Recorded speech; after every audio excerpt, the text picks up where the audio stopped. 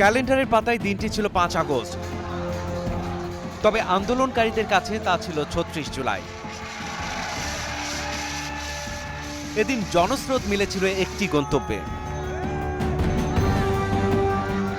ছাত্রদের নেতৃত্বে গড়ে ওঠা এই আন্দোলন শুধু কোটা সংস্কারের দাবিতেই সীমাবদ্ধ ছিল না। দুর্বিনীত ফ্যাসিস্ট শক্তির সমূলে আঘাত হানার আপামর জনগণের আন্দোলন হয়ে ওঠে এটি।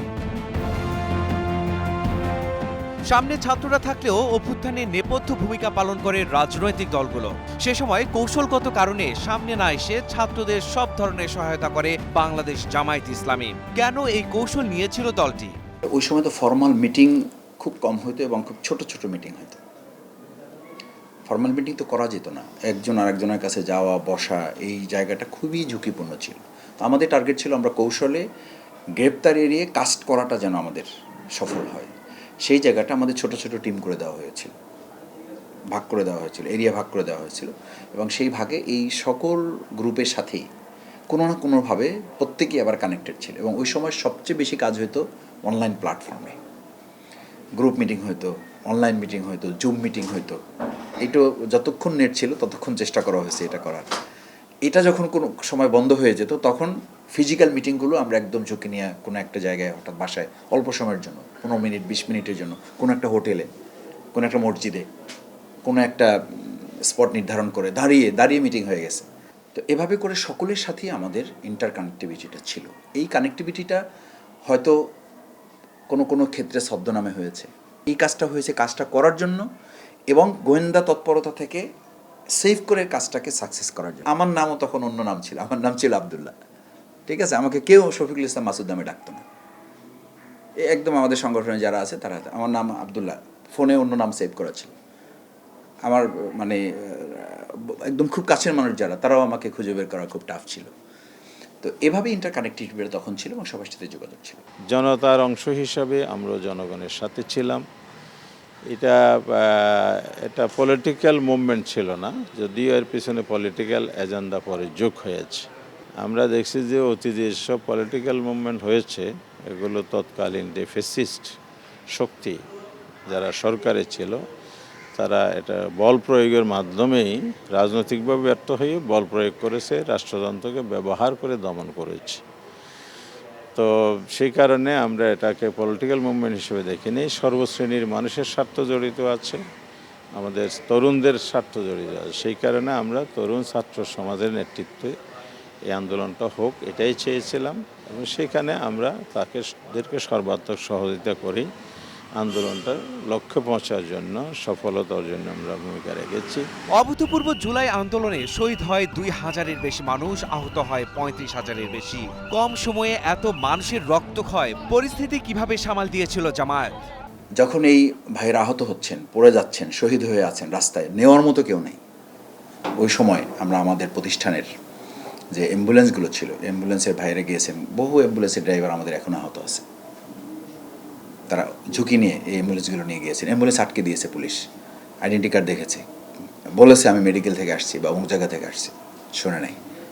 ছাত্রলীগ যুবলীগ তাদেরকে পিটিয়েছে, কাউকে কাউকে মানে রক্তাক্ত করেছে, কেউ কেউ ঝুঁকির মুখে, একদম মৃত্যুর মুখে নিশ্চিত জেনেও তারা এটা গিয়েছে। আমাকে এখনও দু একজন ড্রাইভার আমাদের দেখা হয়, বলে যে স্যার আমরা তো ওই দিন ডেড বডি নিয়ে আসতে গেছি, কিন্তু আমিও ডেড বডি হয়ে যাব এই টার্গেট নিয়ে বা এরকম চিন্তা নিশ্চিত হবে এটা জেনেও আমি ওখানে গিয়েছি।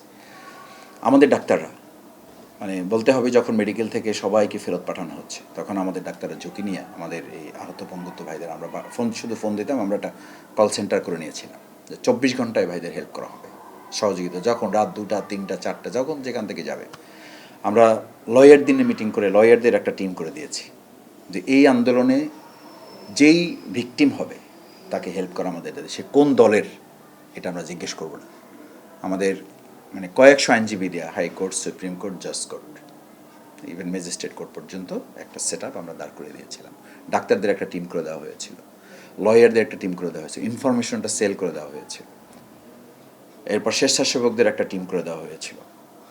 এরকম করে পুরো যারা বৈষম্য বিরোধী আন্দোলন, তখন ব্যানারে যে আন্দোলন হচ্ছিল, তাদের টপ টু বটম যারা একদম উপর থেকে লেভেল পর্যন্ত, যারা গ্যাস্ট্রুট লেভেল পর্যন্ত কাজ করেছে, তাদের প্রত্যেকের সাথে জামাত ইসলামী ছাত্র শিবির শুধু সম্পর্কই ছিল না, একটা উল্লেখযোগ্য সংখ্যক জায়গায় জামাত ইসলাম এবং ছাত্র শিবিরের ম্যান পাওয়ারই সেখানে মূলত ভূমিকা পালন করেছে। দলটির নেতারা বলছেন কোনো ধরনের আপোষ না করায় ফ্যাসিস্ট শাসনে তারাই ছিল সবচেয়ে নির্যাতিত। তবুও মাথা নোয়ায়নি নেতাকর্মীরা। প্রহসনের বিচারের নামে হত্যা করা হয় শীর্ষ নেতাদের। তাই ফ্যাসিস্ট মুক্ত বাংলাদেশে নতুন স্বাধীনতার স্বাদ নিতে চায় দলটি। আমরা এইভাবেই নেমেছি যে এখানে ওই যেটা বলা হয়েছিল না যে সামনে স্বাধীনতা পিছনে পুলিশ, মানে একদম জাস্ট আসলে সবার অনুভূতিটা আমাদের এরকম ছিল যে আমাদের হয় মুক্ত হইতে হবে, না হলে আমাদের গুলের মুখে জীবন দিতে হবে। তো জীবন দিতেই হবে যেহেতু, তাহলে আর আমরা ঘরে বসে থেকে লাভ কি? এই চিন্তা করে কিন্তু সবাই নেমে গেছে যে শেখ হাসিনা মুক্ত একটা বাংলাদেশে আমরা নিঃশ্বাস ফেলতে পারতেছি। এটা বোধহয় সকল নাগরিকই আনন্দের সাথে এটা উপলব্ধি করেন। তবে বছর পেরিয়ে জনপ্রত্যাশা কতটা পূরণ হলো? সংস্কার, বিচার, নির্বাচন ও জুলাই সনদ এসব চাওয়া পূরণে অন্যতম বৃহৎ দল হিসেবে জামায়াতের ভূমিকা কি? 54 বছরের ইতিহাস খুবই বেদনাদায়ক, ব্যর্থতায় ভরা, এবং স্বাধীনতার মধ্য দিয়ে আমরা যেই সুযোগটা হাতে পেয়েছিলাম, এটি সমৃদ্ধশালী, স্বাধীন সার্বভৌমত্ব এবং আমাদের মানুষের ভাগ্য পরিবর্তনের জায়গা, গণতন্ত্রের বিকাশ, ন্যায় বিচার, ইনসাফ প্রতিষ্ঠা, এই সুযোগগুলো আমরা পেয়েছিলাম। একটা দেশ স্বাধীন হওয়ার পরে যে একটি সমৃদ্ধশালী রাষ্ট্র হিসাবে, একটি আদর্শ কল্যাণ রাষ্ট্র হিসাবে যে সামনে এগিয়ে যাওয়া, সেই জায়গার প্রত্যাশাটা আমরা সুযোগটাকে কাজে লাগাইতে পারি নাই। এবার এই সুযোগটা তৈরি হয়েছে, আমরা আশা করছি এবার এই সুযোগটা আমরা কাজে লাগাইতে পারবো। শহীদ পরিবারগুলোকে যথাযথ সম্মান দিতে পারছি কিনা, পুনর্বাসন করতে পেরেছি কিনা, আহত পঙ্গুত্বদের চিকিৎসা নিশ্চিত করে তাদের ব্যাপারে আমরা আস্থা অর্জন করতে পেরেছি কিনা, পারি নাই। আমি বলবো সরকারও পারে নাই। আমরা রাজনৈতিক দলগুলো যে চেষ্টা করেছি তা যথেষ্ট নয়। জামাত ইসলামী তার সাধ্যমতো চেষ্টা করে যাচ্ছে।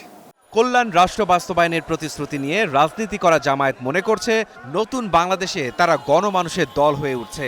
এমন বাস্তবতায় আসছে নির্বাচনকে সামনে রেখে কেমন বাংলাদেশ চায় দলটি? স্লোগান জনতা না ক্ষমতা, আমরা জনতামুখী চিন্তা করতেছি। জনতা আমাদেরকে যেখানে রাখবে, তাদের সম্মান, তাদের মর্যাদা, তাদের ভালোবাসার জায়গা থেকে আমাদেরকে যতটুকু স্থান দেবে, আমরা সেই স্থানটুকু মাথায় নিয়ে বোঝা হিসেবে মনে করে আমরা গুরু দায়িত্ব আমরা পালন করে যাব। আমিরে জামাত পরিষ্কার বলেছেন, যারা বিজয় হবে আমরা তাদেরকে বিজয়ের মালা পরানোর জন্য প্রস্তুতি নিয়ে রেখেছি। আর আল্লাহ যদি আমাদের গলায় এই মালা পরিয়ে দেয়, তাহলে আমাদের এই মালাটা খুলে আমরা আমাদের জনগণের গলায় তুলে দেব। আমরা জনগণকে বানাবো এই দেশের মালিক, আমরা হব তাদের সেবক। দুর্নীতিমুক্ত বাংলাদেশ, জিরো পয়েন্টে নিয়ে যাব, এই দৃষ্টিভঙ্গিতে আমরা আগাচ্ছি। কারণ দেশটা বিগত দিনে ব্যর্থ হওয়ার মূল কারণ এটাই। দেশের সম্পদের অভাব নেই, কিন্তু আমাদের সততার ঘাটতি আছে, এবং সেই কারণে দুর্নীতি বারবার এখানে আমাদেরকে পিছিয়ে দিয়েছে। এই জায়গাটা আমরা প্রায়োরিটি দিচ্ছি। দুর্নীতিমুক্ত বাংলাদেশ হলে দেশটা এগিয়ে যাবে। জুলাই আন্দোলনের অন্যতম স্লোগান ছিল উই ওয়ান্ট জাস্টিস। জামায়াত মনে করে ইসলামী অনুশাসন বাস্তবায়নের মাধ্যমেই ন্যায় বিচার নিশ্চিত করে সোনার বাংলাদেশ গড়া সম্ভব। আরেকটা লড়াই হবে দুর্নীতির বিরুদ্ধে ইনশাআল্লাহ। মাহাদি হাসান, স্টার নিউজ।